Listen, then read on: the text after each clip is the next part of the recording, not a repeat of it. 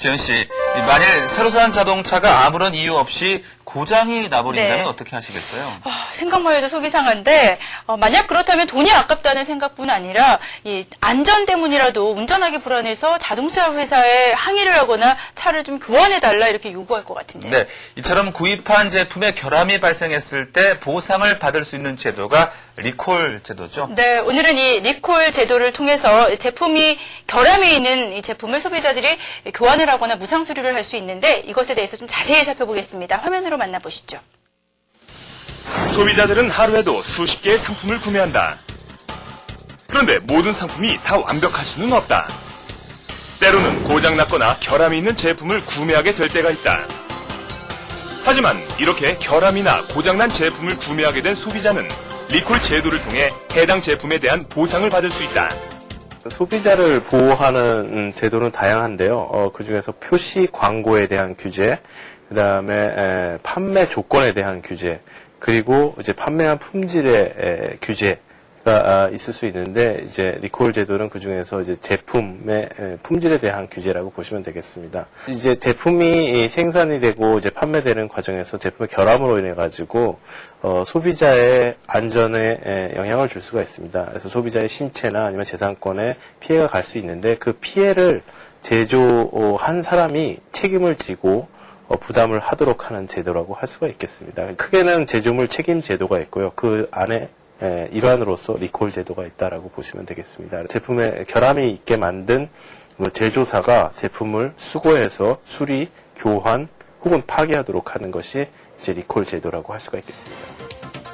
소비자 보호 제도 중 하나인 리콜 제도는 제품의 결함을 사전에 소비자에게 알리고 그 결함을 해결해준다는 특징이 있다.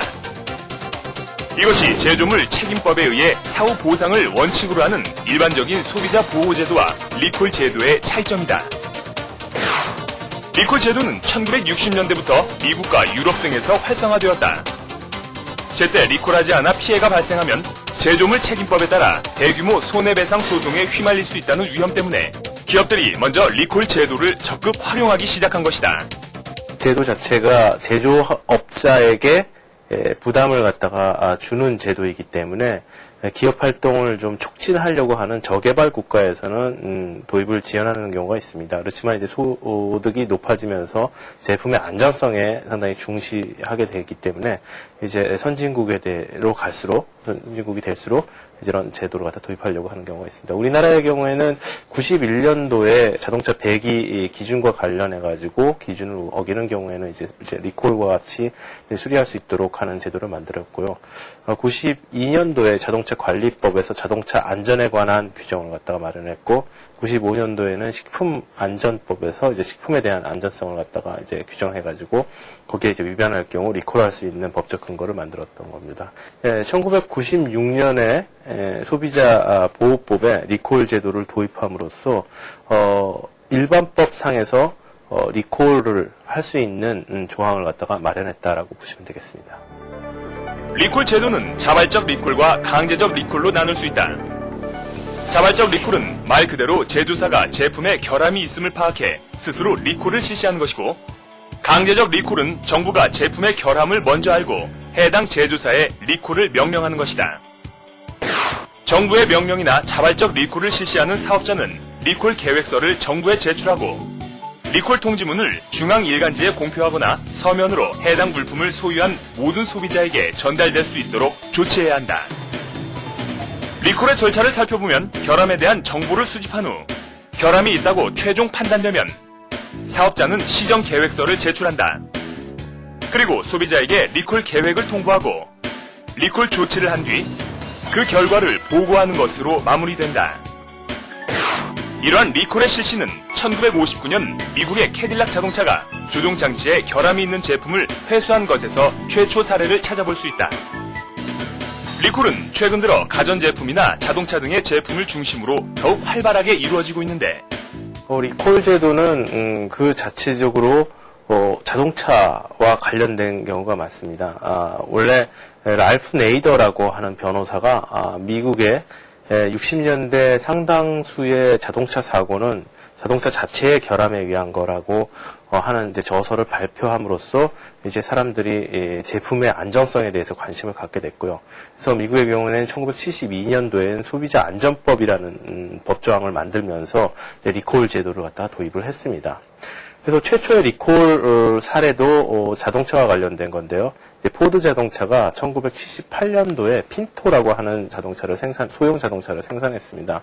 근데 이제 이 자동차가 이제 연료 탱크에 결함을 갖고 있었는데 그럼에도 불구하고 판매를 갖다가 계속했습니다. 그래서 나중에 이 결함을 알고도 판매했다라는 것 때문에 상당히 큰 비난을 받았던 적이 있습니다. 2000년대에 와서 2000년대 초반에는 이제 포드 자동차가 파이어스톤이라는 타이어를 장착해서 자사의 자동차를 갖다가 생산하고 있었는데 이 타이어의 결함으로 인해서 상당수의 이제 사고가 나타났습니다. 그래서 이 때문에 이제 포드 자동차가 상당히 또 다시 한번 어려움을 겪었던 적이 있고요. 이제 2009년도, 2010년도에는 이제 잘 아시는 바와 같이 도요타 자동차의 이제 브레이크 장치에 결함이 있어가지고 리콜 사태가 있었습니다. 물론 이제 자동차와 관련된 것 말고도 다른 리콜 사례들이 있습니다. 가깝게는 이제 소니나 아니면 산요의 리튬 이온 전지 같은 경우에 이제 결함이 있어서 이제 리콜한 사례들이 있고요. 닌텐도의 게임기 같은 경우 리모컨이 이제 결함이 있어서 이제 리콜한 그런 사례조차 있습니다. 제품의 결함에 의해 시행되는 리콜은 때로는 해당 기업의 이미지를 실추시키는 악영향을 미치기도 한다. 하지만 이처럼 기업의 이미지와 가치를 하락시키는 리콜 제도가 최근 들어 더욱 활성화되고 있어 주목을 받고 있다. 자발적인 리콜의 경우에는 기업 제품의 이미지를 개선하는 효과가 있다라고 할 수가 있겠습니다. 단순히 배상의 차원의 문제가 아니라 기업 이미지의 차원이기 때문에 기업 가치를 갖다가 높이는 수단으로서 이제 자발적인 리콜 형태가 많이 나타난다고 볼 수가 있겠습니다. 그래서 자동차가 완벽하게 생산되거나 모든 제품이 안전적으로 이루어진다고 보기는 어렵습니다. 이제 그것이 이제 결함이 있으면 그걸 고쳐가는 과정에서 자발적인 리콜을 보여줌으로써 소비자의 신뢰를 얻는 과정이라고 할 수가 있겠습니다. 최근 일어난 현대 기아차의 리콜 사태 역시 토요타 리콜 사태의 전철을 밟지 않기 위해 자발적인 결정을 내린 것이라 할 수 있다. 기업의 투명도를 높이고 자체적으로 결함을 공개함으로써 철저한 관리 감독하에 이를 개선해 나가 시장 점유율을 다시 회복할 수 있도록 한 것이다. 눈 가리고 아웅하고 소 잃고 외양간 고치면 오히려 더 큰 손해를 보기 마련이다. 리콜을 통해 당장은 기업이 손해를 입을지 모르지만 그것을 해결해 나가는 과정에서 소비자들은 기업의 위기관리 능력과 책임감 있는 모습에 더 큰 신뢰와 만족을 느낄 수도 있다. 기업들이 리콜을 통해 전화 위복을 할 수 있는 기회의 콜로 발판 삼길 기대해본다. 하반기 물가가 급등하고 있습니다. 지난 9월 소비자 물가가 작년 동월 대비 3.6% 상승을 했고요. 신선식품 지수는 작년 동월 대비 무려 45.5%나 급등하면서 90개월 만에 최대폭으로 올랐습니다. 네. 특히 채소류의 가격 상승세는 무섭기까지 한데요. 장보기가 참 겁이 날 정도입니다. 네, 급기야 정부는 중국에서 일시적으로 무관세로 배추를 수입하는 방침을 내놓았습니다. 최근 이상기온의 여파로 인해서 채소류의 가격이 급등했는데 이로 인한 물가 상승이 다른 부분으로 이어지지 않을까 하는 불안 심리가 커지고 있습니다. 당장 좀 초라한 밥상 앞에서 우울해하는 우리 서민들을 위해서라도 정부가 좀 근본적인 물가 안정 대책을 내놓아야 하지 않을까 생각이 듭니다. 네, 저희는 다음 시간 더욱 알차고 재미있는 경제 이야기 갖고 찾아오겠습니다. 함께해 주신 여러분 고맙습니다. 고맙습니다.